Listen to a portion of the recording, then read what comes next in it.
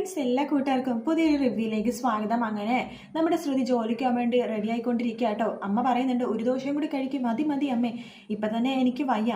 നിനക്ക് ദഹനത്തിൻ്റെ എന്തോ പ്രശ്നമുണ്ടെന്ന് പറഞ്ഞല്ലോ, അപ്പം അതുകൊണ്ട് കുറച്ച് കഴിക്കണേനെയാ നല്ലത് എന്ന് പറയുവാണ്. അയ്യോ, എൻ്റെ ഷോൾ എവിടെ എന്ന് പറഞ്ഞിട്ട് നമ്മുടെ ശ്രുതി വേഗം റൂമിലേക്ക് പോയിട്ട് ഷോൾ ഇടാൻ നോക്കുമ്പോഴാണ് കയ്യിൽ ആ പാട് കാണുന്നത്. അശ്വിൻ കഴിഞ്ഞ ദിവസം പിടിച്ചപ്പോഴേക്കും കയ്യിൽ വന്ന പാട് അത് ഇപ്പോഴും ഉണ്ട് കേട്ടോ. അപ്പോൾ ശ്രുതി ഷോളിങ്ങനെ അഴിച്ചിടുവാണ്.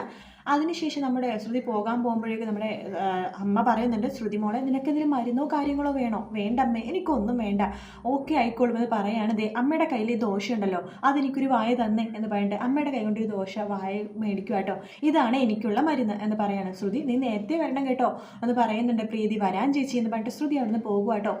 അതേസമയം നമ്മുടെ ശ്രുതിയുടെ അച്ഛനാണെന്നുണ്ടെങ്കിൽ ഷ്യാമിനെ അന്വേഷിച്ച് ഷ്യാമിൻ്റെ കോർട്ടിലേക്ക് പോകുന്നുണ്ട്.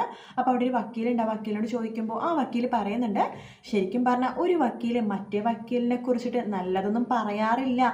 പക്ഷേ ഇവിടെ സത്യം പറയണല്ലോ സർ, ഷ്യാം അത്രയും നല്ലൊരു പയ്യനാണ്, അതുകൊണ്ട് നല്ലത് മാത്രമേ പറയാൻ പറ്റുള്ളൂ. ഇവിടെ ഒരുപാട് പേർക്ക് അയാൾ ഹെൽപ്പ് ചെയ്യാറുണ്ട്.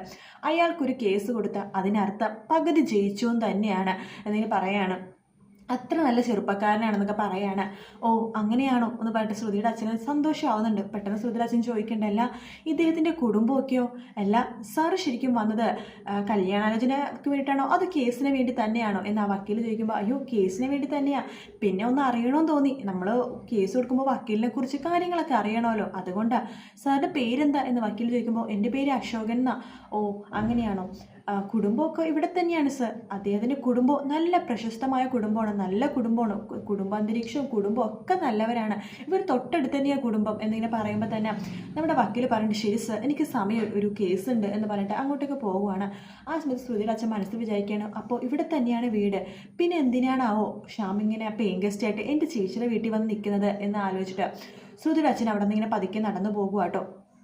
അതേ സമയമാണെന്നുണ്ടെങ്കിൽ നമ്മുടെ ലാവണ്യയും അതുപോലെ തന്നെ അഞ്ജലിയും മുത്തശ്ശിയും മനോരമയൊക്കെ ചായ കുടിക്കുന്ന സമയത്ത് നമ്മുടെ രാമേട്ടനോട് പറയുന്നുണ്ട്, മനോരമ എന്തായാലും ഇന്ന് രാമേട്ടൻ്റെ കാര്യം തീരുമെന്നാണ് ഞങ്ങൾ വിചാരിച്ചത്, കുഞ്ഞൻ ശരിക്കും വഴക്ക് പറയുമെന്ന് തന്നെയാണ് വിചാരിച്ചതെന്ന് പറയുമ്പോൾ രാമേട്ടൻ പറയുന്നുണ്ട്, സത്യം ഞാൻ ചായ മറിഞ്ഞു പോയപ്പോഴേക്കും എൻ്റെ കൈയൊക്കെ കുടുകുടാ വിറക്കുമായിരുന്നു എന്ന് പറയുകയാണ്. ആ സമയത്ത് നമ്മുടെ അഞ്ജലി പറയുന്നുണ്ട്, എന്തൊക്കെ പറഞ്ഞാലും കുഞ്ഞിനെ കുറച്ച് ക്ഷമയും കാര്യങ്ങളൊക്കെ വന്നിട്ടുണ്ട് അല്ലേ മുത്തശ്ശി എന്ന് പറയുമ്പോൾ അത് ശരിയാ എന്ന് പറയാണ്. ആ സമയത്ത് മനോരമ പറയുന്നുണ്ട്, അതിൻ്റെ ഫുൾ ക്രെഡിറ്റ് ലാവണ്യ ബേബിക്കാണ്, ലാവണ്യ ബേബി വന്നോടുകൂടി തന്നെയാണ് ശരിക്കും പറഞ്ഞാൽ കുഞ്ഞിന് ഈ വ്യത്യാസങ്ങളൊക്കെ വരാൻ തുടങ്ങിയെന്ന് പറയുമ്പോൾ അഞ്ജലി പറയുന്നുണ്ട്, അത് ശരിയാ, ലാവണ്യയുടെ ഈ ഒരു മാറ്റം തന്നെയാണ് കുഞ്ഞിൽ വലിയൊരു മാറ്റം ഉണ്ടാക്കിയത് എന്ന് അഞ്ജലി പറയണം. ആ സമയത്ത് മുത്തശ്ശി പറയുന്നുണ്ട്, ഓ നിങ്ങൾ എന്തൊക്കെയാണ് പറയണത്, ലാവണ്യയിലെ ഈ മാറ്റം തന്നെ ആയിരിക്കാം കുഞ്ഞിനെ ചിലപ്പോൾ മാറ്റത്തിലേക്ക് വരുത്തിയത്, പക്ഷെ ലാവണ്യക്ക് ഈ മാറ്റം വരാൻ കാരണം എന്താണ്, നമ്മുടെ ശ്രുതിമോള എന്ന് പറയുമ്പോൾ നമ്മുടെ മനോരമക്ക് ദേഷ്യം വരുവാട്ടോ. ഓ അമ്മ ആ ക്രെഡിറ്റ് ശ്രുതിക്ക് അങ്ങോട്ട് കൊടുത്തോ എന്നിങ്ങനെ പറയുവാണ്. ആ സമയത്ത് നമ്മുടെ മുത്തശ്ശിയും ലാവണ്യടുത്ത് പറയണ്ടേ, ലാവണ്യ കുഞ്ഞലിൽ മാറ്റമൊക്കെ ഉണ്ടായത് ശരി തന്നെയാണ്, പക്ഷെ ഞാൻ നിങ്ങളോട് ഒരു കാര്യം പറഞ്ഞിട്ടുണ്ടായിരുന്നു, കല്യാണത്തെക്കുറിച്ചുള്ള നിങ്ങളുടെ തീരുമാനം അതിനെക്കുറിച്ചൊന്നും ആയില്ല എന്ന് പറയാണ്. ദേ അത് കല്യാണം ആവാതെ ഞാൻ നിന്നെ ഒരിക്കലും ഈ വീട്ടിലെ മരുമകളായിട്ട് അംഗീകരിക്കില്ല എന്ന് പറയുമ്പോൾ ലാവണ്യക്ക് ദേഷ്യം വന്നിട്ട് അവിടെ നിന്ന് ചായ കുടിക്കാതെ എഴുന്നേറ്റ് പോവാട്ടോ. ആ സമയത്ത് നമ്മുടെ മുത്തശ്ശിയും പോകുന്നുണ്ട്. അതിനുശേഷം മനോരമ അഞ്ജലിയുടെ അടുത്ത് പറയുന്നുണ്ട്, എന്തൊക്കെയാണ് മുത്തശ്ശി പറയണത്, അമ്മക്ക് ആ കൊച്ചിനെ പിണക്കേണ്ട വലിയ കാര്യമുണ്ടെന്ന്, അതെന്ത് സന്തോഷത്തിലുള്ള വന്നിരിക്കുമായിരുന്നു എന്നൊക്കെ ഇങ്ങനെ പറയുവാണ്. അതിനുശേഷമാണെന്നുണ്ടെങ്കിൽ നമ്മുടെ പ്രീതി നമ്മുടെ അശ്വിൻ്റെ വീട്ടിലേക്ക് ലാൻഡ് ഫോണിലേക്ക് വിളിക്കുക കേട്ടോ. ആ സമയത്ത് മനോരമ കയ്യിൽ നെയിൽ പോളിഷ് ഇട്ടുകൊണ്ടിരിക്കുകയായിരിക്കും. മനോരമ ഇങ്ങനെ ബേബി ബേബി ഇതേ ഫോൺ വിളിക്കുന്നു, ആരോ ഫോൺ എടുത്തേ ബേബി, മോനെ കുഞ്ഞ ഒന്ന് ഫോൺ എടുക്കടാ എന്നൊക്കെ പറഞ്ഞിട്ട് ആകാശിനെ വിളിക്കുക കേട്ടോ. അപ്പോൾ സമയത്ത് ആകാശ് വരുന്നുണ്ട്. ആകാശ് നോക്കുമ്പോൾ മനോരമ ഒരു പണിയുമില്ല, വെറുതെ നെയിൽ പോളിഷ് ഇട്ടുകൊണ്ടിരിക്കുക. ഓ എന്താ അമ്മയുടെ ഒരു കാര്യം, ഇവിടെ ഫോൺ എടുക്കുക, ഹലോ എന്ന് പറയുമ്പോൾ പ്രീതി ഹലോ എന്ന് പറഞ്ഞിട്ട്, ഹലോ ആകാശ് സാറാണോ എന്ന് ഞാൻ ചോദിക്കുകയാണ്. ആഹാ ഇതെന്തൊരു അത്ഭുതം, താൻ ഇങ്ങോട്ടേക്ക് വിളിച്ചിരിക്കുന്നോ എന്ന് ചോദിക്കുമ്പോൾ, അയ്യോ സർ ഞാൻ സാറിനെ വിളിച്ചതല്ല, ശ്രുതിനെ വിളിച്ചതാണ്, ശ്രുതി അടുത്തൊരു കാര്യം പറയാനുണ്ടായിരുന്നു. അയ്യോ ശ്രുതി ഇവിടെ ഇല്ലല്ലോ എന്നിങ്ങനെ പറയുവാണ്. ആരാ ബേബി എന്ന് മനോരമ ചോദിക്കുമ്പോൾ, അത് ഓഫീസിൽ നിന്ന് അമ്മ HR എന്ന് പറയുവാണ്. ഓ ശരി ശരി എന്ന് മനോരമ പറയുന്നുണ്ട്. ആ പറയൂ പ്രീതി, എന്തൊക്കെയുണ്ട് വിശേഷം, സുഖമാണോ തനിക്ക്? സുഖമാണ് സർ എന്ന് പറയാണ്. ആ സമയത്ത് ആകാശ് പറയണ്ടേ, ഇത് ഇടക്കിടക്ക് ഇങ്ങോട്ട് വിളിച്ചോളൂ കേട്ടോ എന്ന് പറയാണ്. സത്യം പറ പ്രീതി, താൻ ശ്രുതിനെ തന്നെ വിളിച്ചതാണോ എന്ന് പറയുമ്പോൾ പ്രീതി ഒന്ന് ചിരിക്കുക കേട്ടോ. ആ സമയത്ത് ആകാശ് പറഞ്ഞിട്ട്, താൻ ഇടയ്ക്ക് വിളിക്കണം ശരി എന്ന് പറഞ്ഞിട്ട് ആകാശ് ഫോൺ വെക്കുക കേട്ടോ. പ്രീതിക്കും വരാത്ത സന്തോഷമാവുന്നുണ്ട്.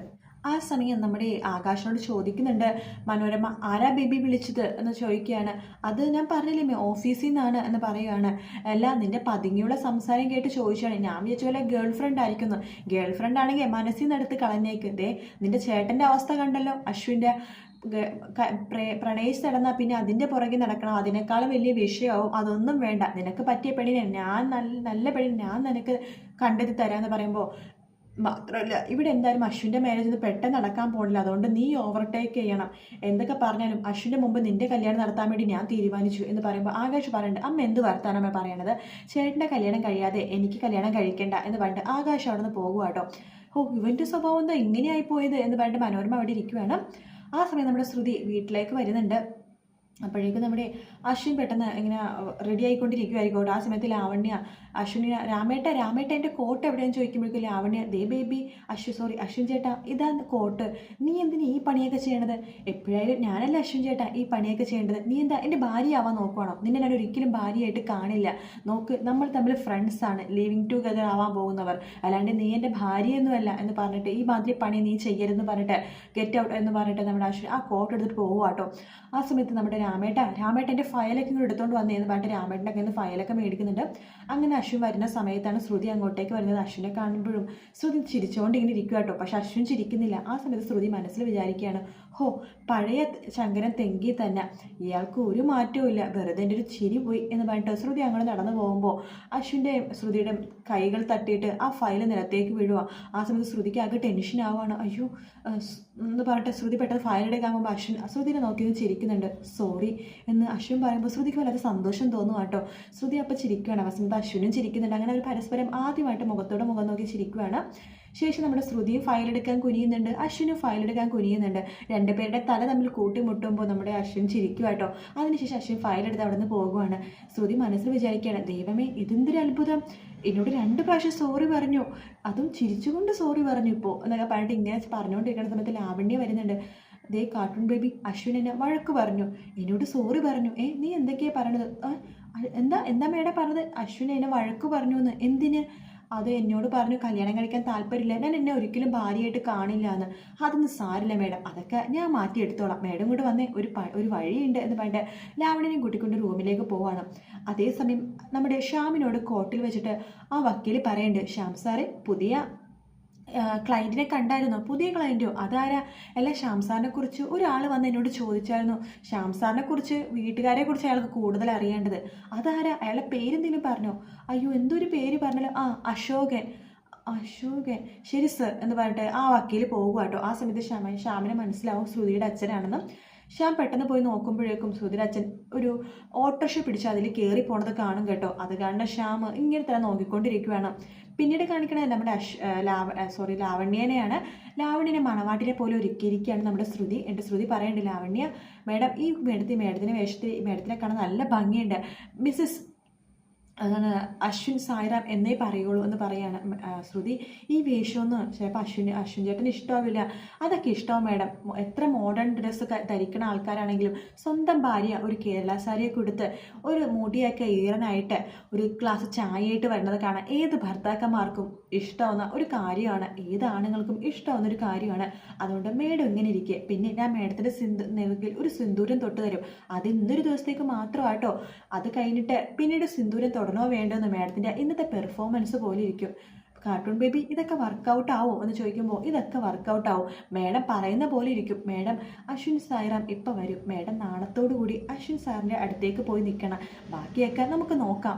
ശ്രുതി എനിക്ക് പേടിയാവുന്നു, നീയും കൂടി എൻ്റെ അടുത്തിരിക്കുമോ? ഇല്ലില്ല മേഡം ഇവിടെ നിൽക്കുക, മേഡത്തിന് ഒറ്റയ്ക്ക് വേണം അശ്വിൻ സാറിനോട് സംസാരിക്കാൻ, ഞാൻ പോകുവാണേ, ഇപ്പം സാറ് വരാൻ സമയമായി എന്ന് പറഞ്ഞിട്ട് നമ്മുടെ ശ്രുതി അവിടെ നിന്ന് ഇറങ്ങും. വാതിൽ തുറക്കുമ്പോഴായിട്ട് അശ്വിൻ നടന്നു വരുന്നത് കാണുന്ന ഭാഗത്തോട് കൂടിയാണ് എപ്പിസോഡ് തീരുന്നത്.